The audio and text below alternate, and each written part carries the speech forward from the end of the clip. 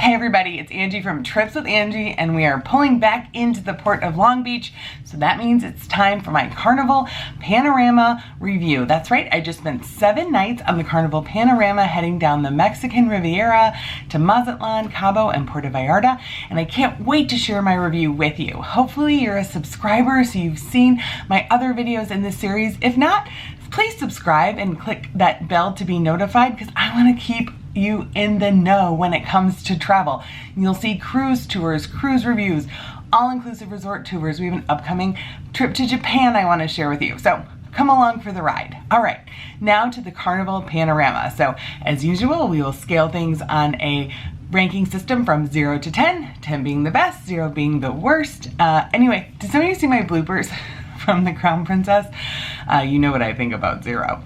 Anyway, here we go. So in terms of the cabin, we had an 8E balcony cabin, cabin 9292, located in between the forward and midship elevators. It was a great cabin. It had a great location. It's very compact, but I think they made a great use of the space. We had no trouble finding places to store all of our things. The couch was comfortable. The bathroom was workable. The shower has that dreaded shower curtain, but it had plenty of space inside, a high shower head, and it was handheld, which was nice so you could move it around. So overall, I thought it was a terrific cabin.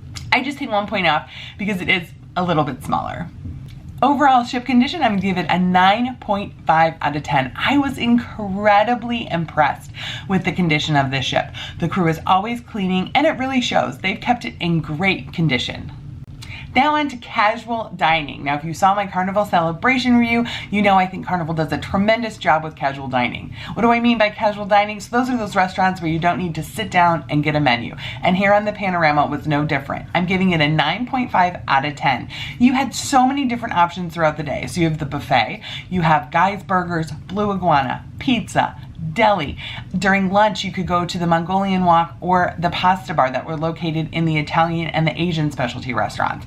Absolutely terrific job. Lots of places to eat. Now, I was on a very busy sailing. We had 4,700 people, including 1,900 kids. Yes, if you keep track of this ship, that is above occupancy because those 3rd and 4th bunks were full. And there were lines a lot of the times, maybe 20 or so people in line, but that's to be expected. Now, I did deduct half a point because I do wish there was a place to grab something included on the lower decks. Maybe if Java Blue had anything to eat, that was included, or they used to, on the Vista, have food available in the Ocean Plaza. That was a nice touch. Just so if you were playing the games and doing the trivias throughout the day, you didn't have to go all the way back up to deck 10. Sit down dining. So here I'm talking about our meals in the included restaurant, and that's going to be a 9 out of 10. We had a great experience with the food. I think this was some of the best food we've ever had in the main dining room on Carnival. We had some hiccups with service, so that's why it's a 9 instead of a 10. The sea day brunch service was a bit slow because that is quite a chaotic day, and then we had a hiccup during our first 2 nights. The service was very slow. We spoke to the maitre d' about it, and I highly encourage you to do that. If you're having any trouble with your dining experience, go speak to the maitre d'. He moved us to a different section where the waiter didn't have as many tables, and from then on we had a great experience. Actually, it was almost a little bit too fast. You'd take your last bite of one dish and the next dish would come right away. But I'm sure if we asked the waiter to slow down, he would have. But we were trying to get to the show, so we really didn't mind. Sit down dining, 9 out of 10. Specialty dining. Now, I don't think it's entirely fair to rate this because we only ate at 2 of the specialty dining restaurants. We ate at Gigi's Asian Kitchen.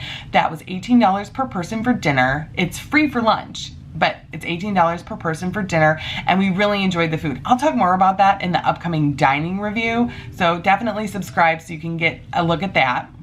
We also tried some dishes at Guy's Smokehouse and Brewhouse. Now, during sea days, this offers a free barbecue, but at night, starting at 5:30, they have an a la carte menu where you can try different dishes. We tried the wings as well as the dragon chili fries, and they were both very good. So overall, I think the specialty dining is great on this ship. We heard a lot of people raving about the bonsai teppanyaki as well as the steakhouse, but I don't think it's fair for me to give it a rating since I only had dinner at one and just a couple snacks at the other.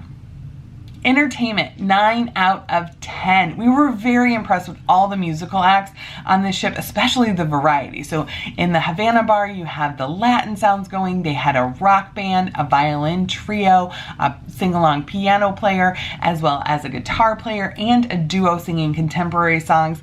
The production team put on 4 production shows, which is unheard of. In the last few sailings we've been on, no one is doing that number of production shows. So that in and of itself was very impressive. They had deck parties, a lot of different activities all around the ship to keep people engaged. The silent disco was a huge hit among the teens. It was actually really fun to watch them really get into it.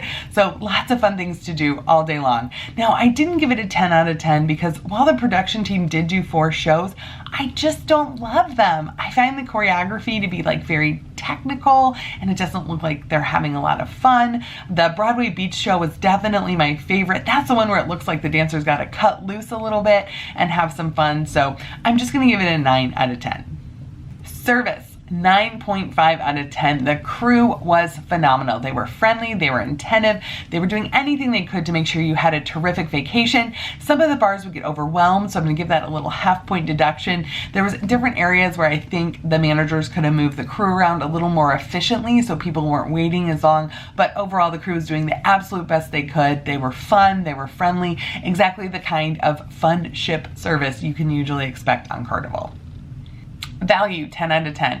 Carnival aims to be the lowest price in the cruise market, but I still think they deliver a great experience at a great price. 10 out of 10. So overall, that leaves us with a 9.25 out of 10. Now, if you've been watching my reviews, you know this will place the Carnival Panorama a little bit higher than the Royal Caribbean Wonder of the Seas, even though there are things about the Wonder of the Seas I liked better. So I like the production shows on the Wonder of the Seas a lot better. We thought the food was slightly better on the Wonder of the Seas, especially since we ate at a few more of the specialty restaurants. But the thing that really differentiated Carnival in my rankings was the value. That's what kind of pulled Carnival a little bit ahead of Royal Caribbean in my own personal rankings. What do you think? Am I off here? Have you been on the Carnival Panorama? How would you rank your experience? Let me know in the comments.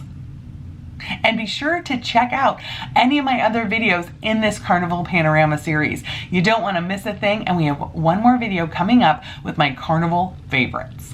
Value, 10 out of 10. I think Carnival delivers a terrific value. They aim to have the lowest value, 10 out of 10.